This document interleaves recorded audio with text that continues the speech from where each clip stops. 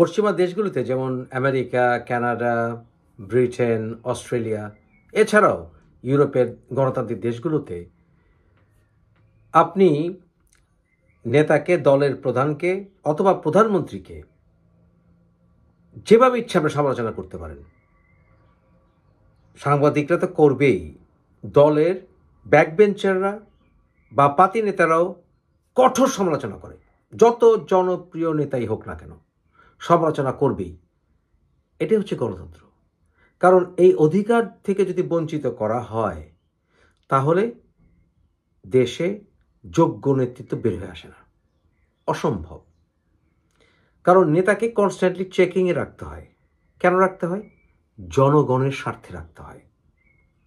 যদি নেতা বুঝে যে সে ধরা ছোঁয়ার বাইরে, তাহলে সেই নেতা কখনো শুধরাবে না, সে নেতা দলকে ভয় পাবে না, সেই নেতা দেশের জনগণকে ভয় পাবে না। এবং আলটিমেট লং রানে পরিণতি ভয়ঙ্কর হবে যখন জনগণ হঠাৎ করে ফুঁসে উঠবে এবং টেনে হিচড়ে সেই নেতাকে নামিয়ে দেবে। তার ফলস্বরূপ সেই দলও মহাবিপদে পড়বে। কারণ দলকে সবাই বলবে যে এই দলটি ফ্যাসিস্ট, এই দলটি নেতাকানা, এবং নেতার যত ভুল আছে সমস্ত দায় দায়িত্ব দলের উপরে। তাই দলও সমভাবে আক্রমণের মুখে পড়বে। পশ্চিমে অনেক চ্যানেল আছে, টিভি চ্যানেল আছে, এমনকি সোশ্যাল মিডিয়া চ্যানেল আছে, যেখানে দেখবেন প্রতিনিয়ত ট্রাম্পকে ক্রিটিসাইজ করা হচ্ছে, ব্যঙ্গ বিদ্রুপ করা হচ্ছে, কার্টুন বানানো হচ্ছে।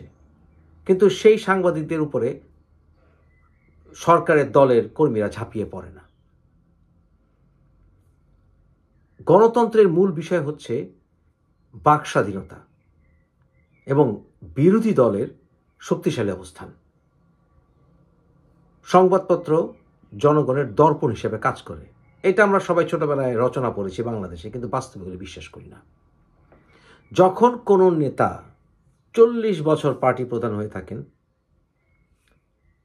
তখন যদি এরকমটি হয়, দলের নেতা 3 টার্ম লাগাতার অবৈধভাবে বা নির্বাচনকে বিভিন্ন রকম কারচুপি করে, কারসাজি করে ক্ষমতায় রয়ে গেলেন সরকার প্রধানে, এবং আস্তে আস্তে তার ভিতরে একটা সেন্স কাজ করে যে অ্যাবসলিউট পাওয়ার করাপ্টস অ্যাবসলিউটলি, যে আমাকে সরানোর কেউ নাই। এবং সেইখানে বসে থাকার তার যদি দাবি হয়ে থাকে একমাত্র যে আমি অমুক বাপের মেয়ে, আমি জন্মসূত্রে এই দলের এই গদিতে আমি বসেছি, তাহলে সেটা আর গণতন্ত্র থাকে না, সেটা আর গণতান্ত্রিক দল থাকে না, সেটা হয়ে যায় রাজতন্ত্র, সেটা হয়ে যায় একটা গোত্র, সেটা হয়ে যায় গোত্রীয় রাজনীতি, ট্রাইবাল সমস্ত অ্যাটিটিউড সেখানে ধরা পড়ে। আওয়ামী লীগ শেখ হাসিনার নেতৃত্বে একটি ট্রাইবাল গ্রুপে পরিণত হয়েছে, মানে একটা ট্রাইবাল অ্যাটিটিউড তার ভিতরে প্রচণ্ড আকারে দেখা দিয়েছে। ট্রাইবাল সব কিছু। কারণ শেখ হাসিনা মনে করেছেন যে এই দলের প্রধান হয়ে থাকা আমার জন্মগত অধিকার, যেহেতু উনি বঙ্গবন্ধুর কন্যা, এবং তাকে বারবার তোষামোদী করা হয় বঙ্গবন্ধু করা, কারণ হচ্ছে জন্মগত অধিকার, এখানে এই দলের প্রধান হওয়া আমার জন্মগত অধিকার। এবং উনি অ্যাবসলিউট পাওয়ার ভোগ করছেন যে এই আমার বাবা এই দেশ স্বাধীন করে দিয়েছে, এই দলের প্রধান আমার বাবা, সুতরাং ইত্যাদি। কিন্তু উনি ভুলে গেছেন যে শেখ হাসিনার বাবা দলটিকে বিলুপ্ত করেছিলেন বাকশাল করে। জিয়াউর রহমান দলটিকে বরঞ্চ এনকারেজ করে রাজনীতি করার সুযোগ করে দিয়েছিলেন।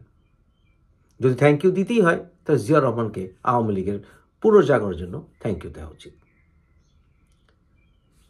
শেখ হাসিনা কেন, আপনি দেখছেন তার আশেপাশে যারা অতি বৃদ্ধ, তারা কেন শেখ হাসিনাকে কুশনের মতো আঁকড়ে ধরে রাখে? কারণ শেখ হাসিনা অলরেডি আউটডেটেড, উনি অতি বৃদ্ধা, উনি আউটডেটেড। তাই উনি জেন জেডের সঙ্গে উনি ডিসকানেক্ট হয়ে গেছেন।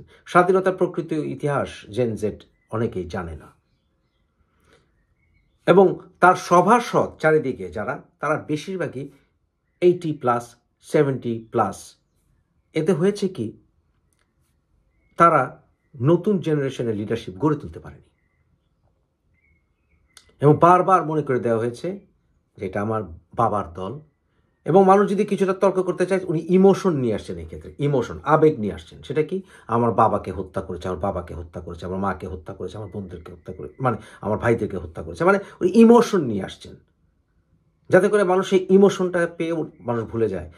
কিন্তু এটাও বোঝে না যে হয়তোবা এই মহিলা পিটিএসডিতে সাফার করছেন সিভিয়ার লেভেলের, এবং হয়তোবা ওনার সাইকোটিক প্রবলেম দেখা দিয়েছে, এবং এটা দেখাটা খুব স্বাভাবিক। যার পরিবার এতগুলো মানুষ মারা গেছে, এরকম মানুষের কোনো সাইকোটিক প্রবলেম হবে না, না এটা হতে পারে না। তাদের থেরাপি প্রয়োজন আছে। এই দু বোনের কাউকে কি থেরাপি দেওয়া হয়েছিল কখনো? I don't think so. এবং তাই তার ভিতরে তিক্ততা, বিরোধী দলকে প্রতি ঘৃণা, এবং নিজের দলেরও অনেকের প্রতি তার ঘৃণা আস্তে আস্তে প্রকাশ পেয়েছে। নিজের দলেরও অনেককে উনি বিশ্বাস করতেন না, বিরোধী দল তো দূরের কথা। যাকে তাকে ওরা শত্রু উনি বানিয়ে দিতেন, যাকে তাকে উনি ঘৃণা প্রচার করতেন। ওনাকে তোষামদি করলে উনি সময় সময় খেপে যেতেন। আনপ্রেডিক্টেবল। যখন 40 বছর শেখ হাসিনা নিজের জন্মগত অধিকারের কারণে সেখানে বসে আছেন, তখন একটা জেনারেশন সৃষ্টি হয়েছে যারা জন্মের পর থেকে শেখ হাসিনা ছাড়া আর কিছু দেখেনি, চিন্তাই করতে পারে না যে গণতন্ত্র আবার কি, শেখ হাসিনা ছাড়া আবার আওয়ামী লীগ কি। তারা ব্রেইন ওয়াশড হয়ে গেছে। তাই যখন মানুষের জাগরণ হয়েছে, সেটা অপশক্তির মাধ্যমে, কারণ গণতান্ত্রিক প্রক্রিয়া শেখ হাসিনা তাকে সরানোর কোনো রাস্তা উনি অবশিষ্ট রাখেননি, তখনই শেখ হাসিনার বিরুদ্ধে জাগতে গিয়ে মানুষ আওয়ামী লীগের বিরুদ্ধে জেগেছে। কারণ আওয়ামী লীগ পুরো দায়ভার, শেখ হাসিনা দায়ভার আওয়ামী লীগের কাঁধে পড়েছে। কারণ আওয়ামী লীগে শেখ হাসিনাকে ডিসিপ্লিন করার কোনো উপায় ছিল না। তাই দলটি আনফর্চুনেটলি ফ্যাসিস্ট দলে পরিণত হয়েছে, যেখানে শেখ হাসিনার রাজনৈতিক সমালোচনা তো দূরের কথা, তার প্রতি একটা মায়া সৃষ্টি হয়েছে। কারণ এটা এক ধরনের স্টকহোম সিনড্রোম, একটা মায়া, জনগণের মাস স্টকহোম সিনড্রোম, হিস্টেরিয়া। শেখ হাসিনার জন্য পাগল, শেখ হাসিনা কোনো চিন্তা করতে পারে না, তাকে দেবী বানিয়ে দেওয়া হয়েছে, তাকে মহারানী বানিয়ে দেওয়া হয়েছে, তার কোনো দোষ নাই। আজ পর্যন্ত আওয়ামী লীগ বা আওয়ামী লীগের নেতাকর্মী কেউ শেখ হাসিনার একটি দোষ নিয়ে কথা বলেনি।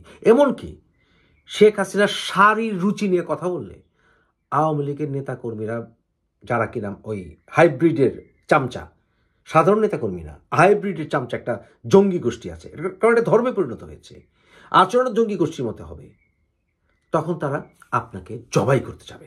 শেখ হাসিনা সম্বন্ধে একটি কথা বলা যাবে না। তাই এটাকে গণতান্ত্রিক দল বলা যায় না, ইটস এ রিলিজিয়ন, এটা একটা ধর্ম।